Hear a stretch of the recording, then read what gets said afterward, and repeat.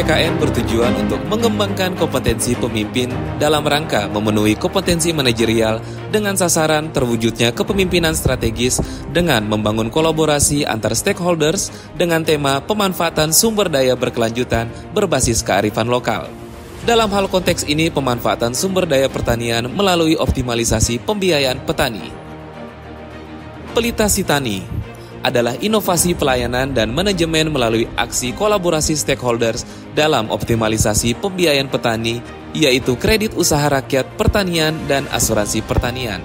Pelita Sitani merupakan proyek perubahan pelatihan kepemimpinan nasional atau PKN tingkat 2 angkatan 25 tahun 2022 dengan judul Strategi Pelibatan Stakeholder dalam Optimalisasi Pembiayaan Petani dari Reformer Dr. Ilham Tauda, SP, MSI. Sektor pertanian merupakan salah satu sektor unggulan Provinsi Maluku.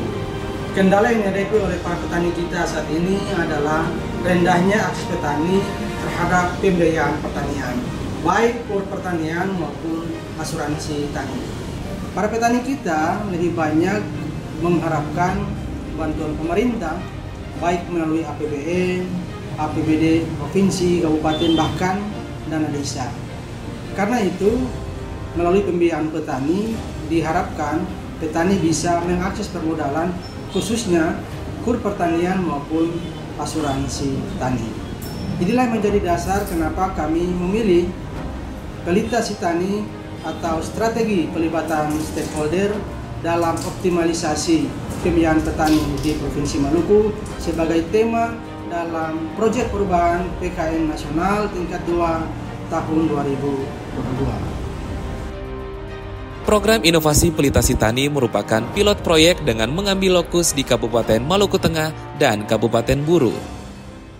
Pelita Sitani bertujuan untuk mengatasi rendahnya akses petani terhadap pembiayaan yakni kur pertanian dan asuransi tani, khususnya asuransi usaha tani padi dan asuransi usaha ternak sapi dan kerbau, yang telah berdampak pada rendahnya produksi komoditas pertanian tanaman pangan.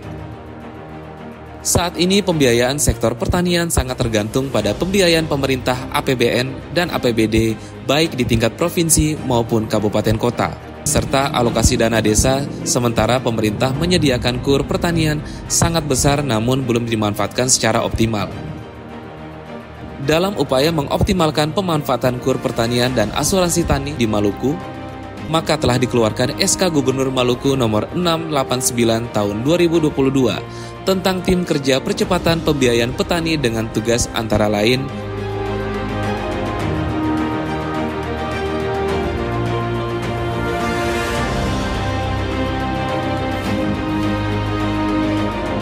Tim kerja ini dipimpin oleh Ketua Tim Gubernur untuk Percepatan Pembangunan Provinsi Maluku dan Sekretaris Kepala Dinas Pertanian Provinsi Maluku. Pendampingan petani telah dilakukan dengan membentuk Fasilitator Keuangan Mitra Tani atau FKMT.